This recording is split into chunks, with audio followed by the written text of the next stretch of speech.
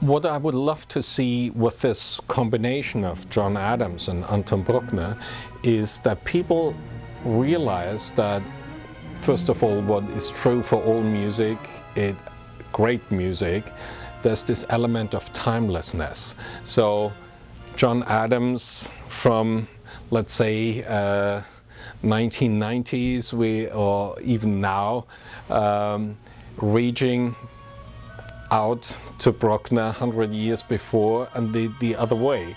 And I think people hopefully will realize that it doesn't matter when music was written.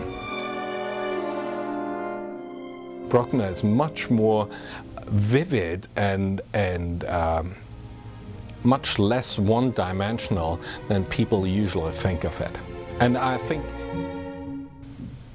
when you hear John Adams' music and Bruckner's music side by side, there's the minimalistic element in both.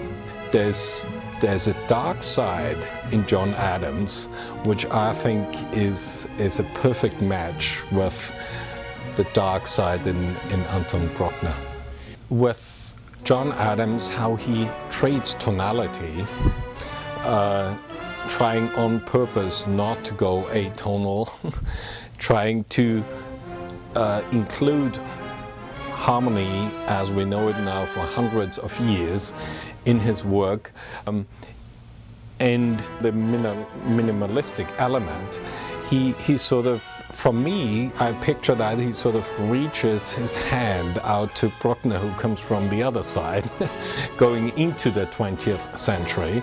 And what I find fascinating always when you see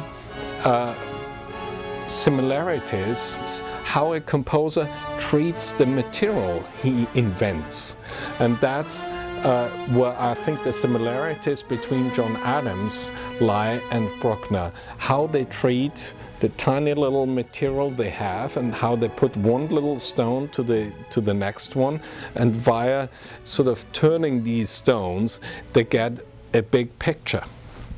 When we talk about minimalism, I mean, for instance, a minimalistic piece is Beethoven 5, the first movement.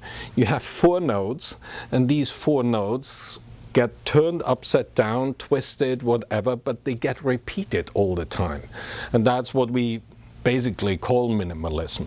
And Bruckner has a little motive, like in the 7th, the beginning of the last movement, and that comes again and again and again, and it gets thrown into different keys, into different colors, different orchestrations, but it gets repeated, and via repeating it, it sort of goes through a development of itself.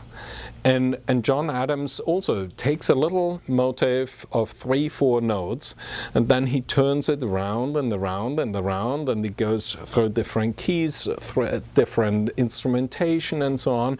And via that, he creates a development where what we I think in the musician's language it creates a wave. You know, it's still water if you want, but all the tiny little drops of water together, they create a wave, and you sort of feel that wave and you get taken on to that. And I think having always a piece by John Adams before you hear Bruckner will open a little door towards that.